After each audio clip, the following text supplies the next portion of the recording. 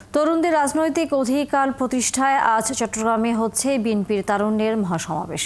নগরীর polo ground মাঠের এই সমাবেশে বিভাগের 11 জেলা থেকে প্রায় 5 লাখ তরুণ অংশ নিচ্ছে। সকালে আনুষ্ঠানিকভাবে মহাসমাবেশ শুরু হবার কথা থাকলেও এরই মধ্যে সেখানে জড়ো হয়েছেন নেতাকর্মীরা।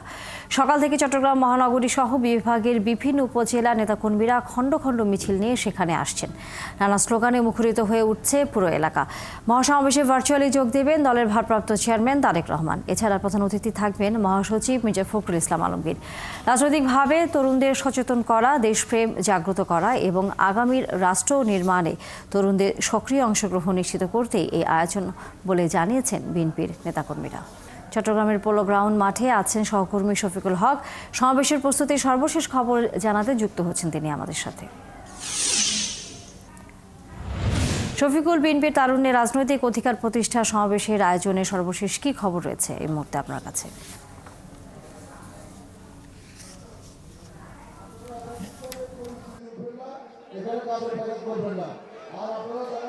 তানিয়া, সবশেষ খবর যদি বলতে হয়, নেতাকর্মীরা এরই মধ্যে আসতে শুরু করেছেন। মূল যে আনুষ্ঠানিকতা আজকের সমাবেশের সেটি শুরু হচ্ছে বিকেল 3টায়।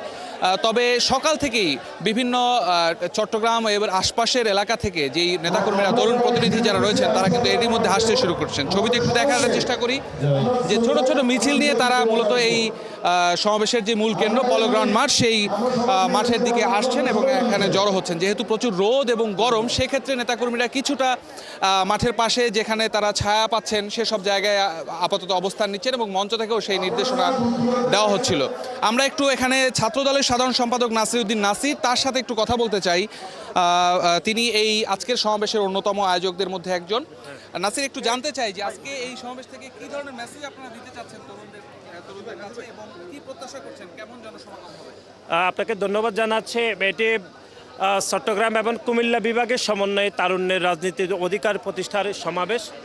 আপনি জানেন যে গত 15 থেকে 16 বছর ধরে বাংলাদেশে যারা রাষ্ট্র ক্ষমতায় অবৈধভাবে ছিল, এবং আপনি দেখেছেন 3টি জাতীয় নির্বাচন অনুষ্ঠিত হয়েছিল 2014, 2018 এবং 2024-এর। সেখানে বাংলাদেশের তরুণদের মতামতকে উপেক্ষিত করা হয়েছে। বাংলাদেশের তরুণরা যে বাংলাদেশ বিনির্মাণে তাদের মতামত ইস্টাবলিশ করতে পারে, সেই ধারণা থেকে তরুণদেরকে বারবার বাধাগ্রস্ত করা হয়েছে।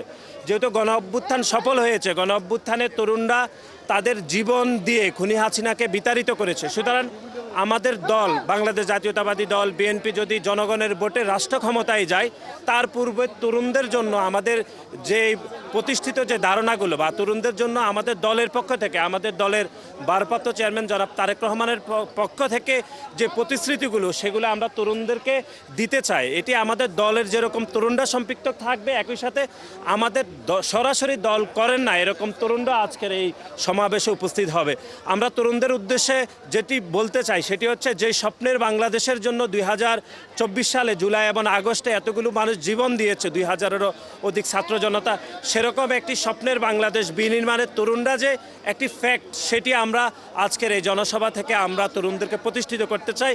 এবং তরুণদের মতামতের ভিত্তিতে বাংলাদেশ বিনির্মাণ হবে, সেই বাংলাদেশে একটি সাম্য মানবিক বাংলাদেশ থাকবে, সেটি আজকের এই সমাবেশ থেকে আমরা ঘোষণা দিতে চাই। এবং একই সাথে যেটি বলতে চাই, তরুণদের জন্য আমাদের দলের যে প্রতিশ্রুতিগুলো, সেইগুলো ভবিষ্যতে জনগণের সরকার আসলে কিভাবে আমরা ইমপ্লিমেন্ট করব, সেই ইমপ্লিমেন্টগুলো আজকের এই সমাবেশ থেকে আমরা প্রতিষ্ঠা করতে চাই। ধন্যবাদ নাসির। শুনছিলেন তানিয়া, আজকের সমাবেশের মূল যে উদ্দেশ্য, মূলত তরুণরা এতদিন যেই তাদের যে অধিকার, রাজনৈতিক অধিকার, সামাজিক অধিকার থেকে বঞ্চিত হয়েছেন, সেই বঞ্চিত হওয়ার থেকে তাদেরকে ফেরানো এবং তাদের আগামী দিনের বাংলাদেশের ভবিষ্যৎ যে বাংলাদেশ বিনির্মাণ, সেই বাংলাদেশ বিনির্মাণের নীতি প্রণয়নের ক্ষেত্রে তরুণদের যে সম্পৃক্ততা, সেটি বাড়ানোর জন্য আজকের মূলত এই সমাবেশ। এখানে নিশ্চয়ই আমরা ফিরবো যখন এই বিএনপি সমাবেশটি শুরু হবে, তখন আবারও আপনার কাছ থেকে খবর জানবো।